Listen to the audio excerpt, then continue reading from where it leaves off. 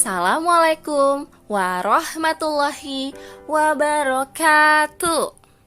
Apa kabar hari ini? Alhamdulillah, luar biasa. Tetap semangat, semakin cerdas. Yes, yes, yes. Allahu Akbar. Sebelum kita memulai pelajaran kita hari ini, seperti biasa, kita mengawali kegiatan kita dengan berdoa. Ayo semua anak soleh-soleha di rumah, diangkat kedua tangannya, ditundukkan kepalanya. Kita baca doa sebelum belajar dan doa kelancaran berbicara. Al-Bata. A'udzu billahi minasyaitonir rajim. Bismillahirrahmanirrahim. Rabbi zidni ilman warzuqni fahma. Rabbi shrahli sadri wa yassirli amri wahlul uqdatam min lisani yafqahu qawli. Amin. Baik, sebelum kita memasuki pelajaran kita hari ini, tidak henti-hentinya Ibu Guru mau mengingatkan untuk semua anak soleh-soleha yang ada di rumah untuk selalu semangat walaupun sampai hari ini kita masih belajar di rumah. Tetap jaga sholat 5 waktunya, rajin murojaah hafalan surahnya, dan tetap menjaga kesehatan, rajin cuci tangan, memakai masker, dan menjaga jarak. Hari ini kita masih di tema 1 tentang pertumbuhan dan perkembangan makhluk hidup. Subtema 3, pertumbuhan hewan. Pembelajaran 6. Setelah kemarin membahas kupu-kupu dan kata, sekarang kita akan membahas nyamuk. Nyamuk memiliki daur hidup seperti hewan yang lainnya. Berikut ini kita akan menyimak daur hidup nyamuk. Yang pertama adalah telur nyamuk. Pada beberapa jenis serangga yang bertelur, memiliki tempat tersendiri untuk menyimpan telur-telurnya. Berbeda dengan kupu-kupu yang meletakkan telur pada bagian bawah helaian daun, maka nyamuk akan meletakkan telurnya di dalam air. Telur nyamuk bisa rusak dan mati apabila ada di luar air atau pada area yang kering. Kedua, jentik nyamuk. Setelah telur nyamuk menetas, maka daur hidup nyamuk yang selanjutnya adalah menjadi jentik nyamuk yang hidup di dalam air. Bentuk dari jentik nyamuk adalah layaknya benang yang memiliki warna hitam. Usia dari jentik nyamuk bisa mencapai 8 hingga 10 hari. Yang ketiga adalah pupa. Daur hidup nyamuk yang ketiga adalah fase pupa atau kerap juga disebut dengan kepompong. Seperti halnya jentik nyamuk, pupa juga tinggal di dalam air. Fase pupa berlangsung selama 1-2 hari, tergantung dari udara, suhu, dan juga predator. Fase selanjutnya adalah nyamuk. Nyamuk adalah fase yang paling akhir dalam hidupnya. Setelah menjadi nyamuk yang sempurna, dalam jangka waktu 1-2 hari, maka nyamuk bisa melakukan persiapan reproduksi pertamanya. Daur hidup nyamuk sangat cepat, sehingga populasinya yang ada di dunia sangatlah banyak. Apakah di rumah kalian ada banyak nyamuk? Apakah kalian sering digigit nyamuk? Beberapa nyamuk dapat menjadi penyebar penyakit yang mematikan. Berikut ada contoh penyakit yang disebabkan oleh nyamuk. Penyakit yang disebabkan oleh nyamuk adalah 1. Malaria, 2. Demam berdarah, 3. Chikungunya, 4. Demam kuning, 5. Filariasis. Ada 3 cara yang dapat digunakan untuk membasmi nyamuk. Di antaranya 3M, menguras, menimbun, dan juga menutup. Menguras dilakukan dengan cara menguras kolam serta penampungan air di sekitar rumah ataupun di dalamnya, sehingga dapat memutus rantai hidup larva serta jentik nyamuk. Menimbun dimaksudkan dengan menimbun barang yang bisa menampung air meskipun dalam jumlah sedikit. Termasuk di antaranya adalah kaleng kosong dan botol plastik. Yang ketiga adalah menutup.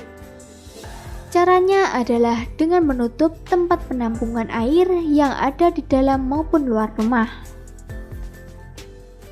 Menjaga kebersihan lingkungan adalah tugas kita semua. Kita harus saling mengingatkan untuk selalu menjaga kebersihan lingkungan. Menjaga kebersihan lingkungan perlu dilakukan agar dapat hidup nyaman dan sehat. Sekarang kita akan berlatih cara menyampaikan pesan. Coba kalian perhatikan gambar berikut. Apa yang kamu lihat? Kamu melihat seorang anak yang membuang sampah sembarangan. Saran yang harus kamu sampaikan adalah, ya, benar. Sebaiknya membuang sampah pada tempat yang telah disediakan. Membuang sampah sembarangan dapat menyebabkan lingkungan menjadi kotor dan menimbulkan berbagai macam penyakit. Selanjutnya, coba kalian amati gambar berikut. Di sekitar depan rumah tetanggamu banyak sampah juga kaleng berisi air hujan. Saran yang kamu sampaikan adalah, ya, benar, menghimbau warga masyarakat untuk menimbun sampah.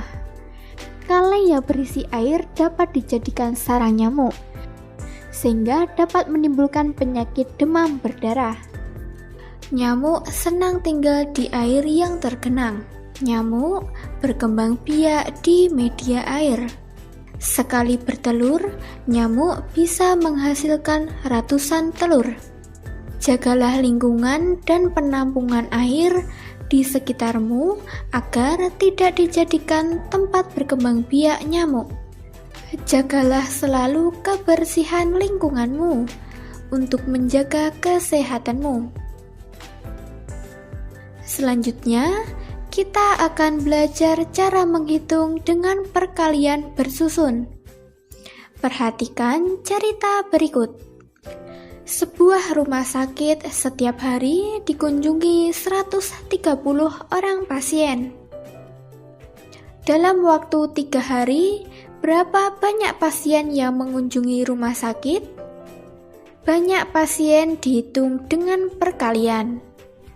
Perhatikan perkalian 130 dikali 3 dengan cara bersusun berikut ini. 130 dikali 3 adalah, pertama, kalian harus mengalihkan bilangan terakhir, yaitu 0 dikali 3. Semua bilangan yang dikali 0 adalah 0. Berikutnya, kalikan 3 dikali 3. 3 dikali 3 sama dengan 9. Selanjutnya, 1 dikali 3 sama dengan 3. Maka hasil perkalian 130 dikali 3 adalah 390. Jadi, anak soleh-soleha semua yang ada di rumah perlu diingatnya bahwa ada 4 tahapan daur hidup nyamuk seperti yang sudah dijelaskan tadi. Yang pertama ada telur, kemudian jentik-jentik nyamuk, lalu pupa, kemudian menjadi nyamuk dewasa. Selain itu, nyamuk juga menyebabkan penyakit. Penyakit yang disebabkan oleh nyamuk adalah malaria, demam berdarah, cikungunya, demam kuning, dan filariasis. Jadi ada 5 penyakit yang disebabkan oleh nyamuk. Agar kita dapat terhindar dari penyakit yang disebabkan oleh nyamuk, tadi sudah dijelaskan ada 3 cara yang dapat kita lakukan, yaitu dengan cara 3M. Apa saja itu 3M? Ada yang ingat? Betul sekali. 3M yang pertama adalah menguras, yang kedua menimbun, dan yang ketiga adalah menutup. Paham ya anak soleh-soleha? Jadi untuk materi hari ini, Ibu Guru harap semuanya dicatat yang penting-pentingnya saja. Poin-poin pentingnya silakan dicatat di buku catatannya, supaya lebih mudah nanti untuk dipelajari pada saat mau ulangan harian. Kemudian tugasnya untuk hari ini ada di buku tematik tema 1-nya halaman 141. Selesaikan soal berikut. Ada 4 soal yang Ibu Guru berikan hari ini. Hari ini Bu Guru hanya berikan 1 tugas saja, karena insya Allah nanti malam kita akan melaksanakan penilaian harian yang ketiga. Jadi untuk tugas hari ini hanya ada 4 nomor. Kerjakan dengan perkalian bersusun. Kalian kerjakan sesuai dengan contoh yang tadi Ibu Guru sudah berikan. Kalian kalikan terlebih dahulu dengan bilangan satuan yang ada di tempat paling terakhir. Kemudian puluhannya, kemudian dengan bilangan ratusannya. Paham ya anak soleh? Baik, untuk pelajaran hari ini Ibu Guru berharap semua anak soleh-soleha di rumah paham dengan materi yang diberikan. Namun apabila masih ada yang kurang mengerti dengan materi hari ini, boleh langsung ditanyakan pada wali kelasnya masing-masing. Sebelum kita menutup pelajaran kita hari ini, mari kita membaca doa setelah belajar. Kembali diangkat kedua tangannya, ditundukkan kepalanya. A'udzu billahi minasyaitonir rajim. Bismillahirrahmanirrahim.